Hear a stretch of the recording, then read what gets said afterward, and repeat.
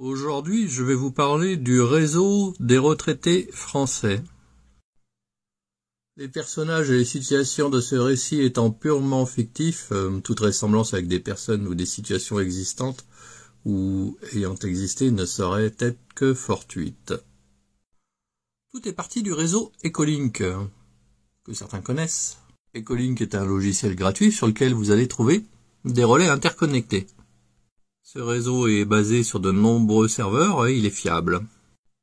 Donc, ce réseau permet donc de contacter des relais que vous pouvez monter vous-même avec un ordinateur de récup ou un Raspberry ou tout autre petit équipement simple.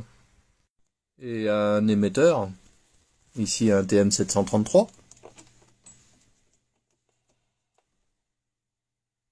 Un jour, une personne que nous allons appeler Isnogood, comme dans la BD, est arrivée sur ce réseau et s'est interconnectée avec les autres. Donc nous y étions tous en VHF sur des relais VHF classiques, interconnectés par Internet, qui étaient accessibles avec une simple VHF, mais également par Internet avec le logiciel Ecolink. Mais un jour, Isnogood, qui trafiquait en voiture, via un smartphone bien évidemment, a été agacé par une femme radio-amateur américaine, qui était souvent présente, il est vrai, et aussi un Canadien qui venait nous passer la météo pendant 3 plombes. Alors, il a décidé de verrouiller son accès par Internet. Ensuite, il a réussi à convaincre plusieurs personnes de le suivre.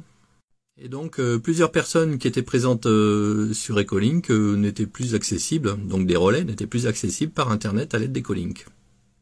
Ceux qui étaient restés sur Ecolink de façon classique et qui voyaient cet accès verrouillé ont trouvé cela pas très âme spirit. Alors Isnogood a décidé de louer un serveur qui ne dépendait plus d'Ecolink. Et ensuite, il a fait des petits... alors c'était des Orange Pi au départ, de mémoire, sur lequel il a placé donc SVX Link, un logiciel prévu pour Ecolink, bien évidemment, et il lui a donné un nom, le réseau des retraités français. Donc ce réseau a été créé, qui est clairement, quasiment en tout point équivalent, évidemment, à Ecolink, mais officiellement, j'ai bien dit officiellement, non accessible par Internet. Je dis bien officiellement, parce que lorsque vous entendez des gens qui utilisent ce réseau en Bretagne, entre autres, et qui tiennent des centaines de kilomètres, on peut avoir des doutes. Sur ce, à suivre dans la seconde vidéo. Réseau des retraités français, épisode 2.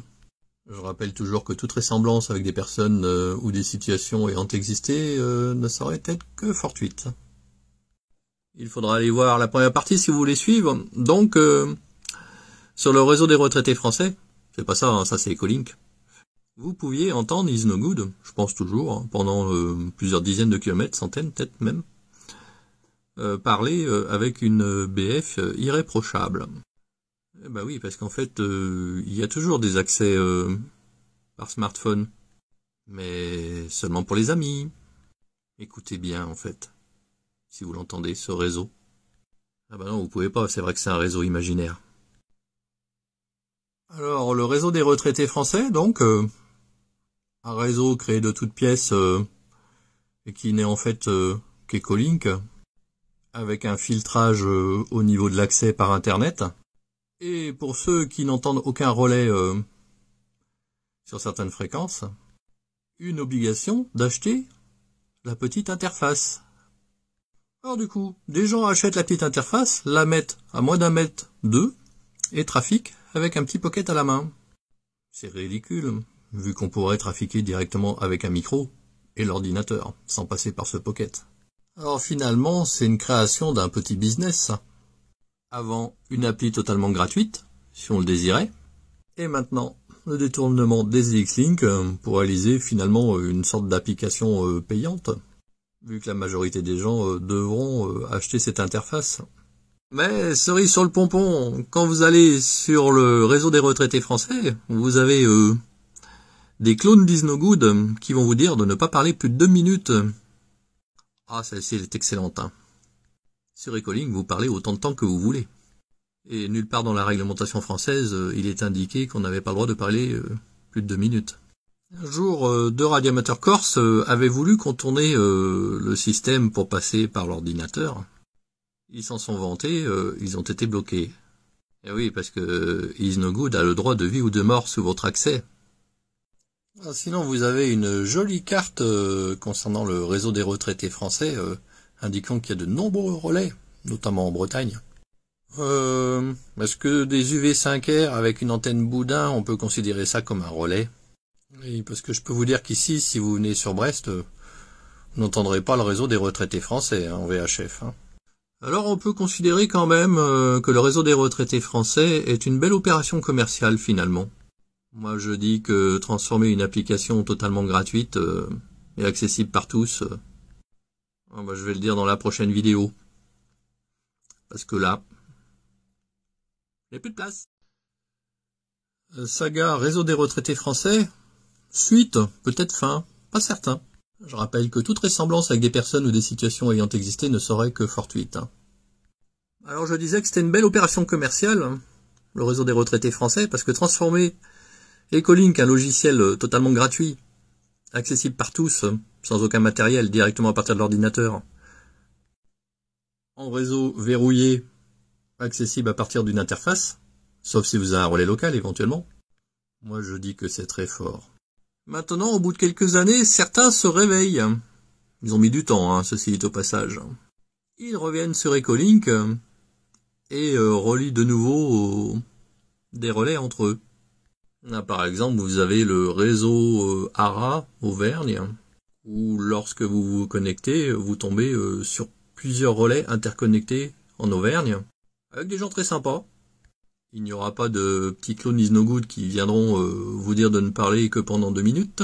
Tiens, il y en a même qui s'amusent à faire des passerelles All-Star. Voilà, vous savez donc toute l'histoire. Le plus amusant dans tout ça, c'est que des gens finalement se font berner, connaissent le RRF, c'est-à-dire le réseau des retraités français, et ne connaissent pas Ecolink. Alors qu'Ecolink fonctionne sur PC, sur smartphone, et en relais. Alors en relais, vous n'aurez pas l'interface prête à l'emploi. Mais néanmoins, il existe des petits boîtiers tout faits, comme celui-ci. J'en parle sur mon site Radioamateur Forum Active d'ailleurs. Concernant ces petites interfaces, qui étaient à une 30aine d'euros, donc ça n'avait même pas le coup de s'enquiquiner à les faire. À l'intérieur, vous avez en fait 2 transfos d'impédance pour l'isolement galvanique et juste une conversion du PTT pour l'émetteur-récepteur.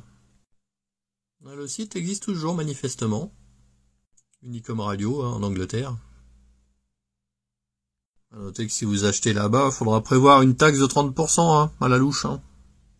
En résumé, si vous avez un relais du réseau des retraités français, évidemment, utilisez-le. Par contre, vous pouvez envoyer sur les roses gentiment celui qui vous dit qu'il ne faut pas parler plus de 2 minutes. Vous pourrez toujours lui dire, vous vous prenez pour la DTRE ou la DTRI. Ces services officiels n'existent plus. Et évidemment, rien ne vous empêche de découvrir Ecolink. Et en conclusion de ces 3 vidéos, ce réseau est purement imaginaire, toute ressemblance avec des personnes ou des situations ayant existé ne serait que fortuite coïncidence, je vous le rappelle. Sur ce, à bientôt dans de nouvelles aventures. Comiques.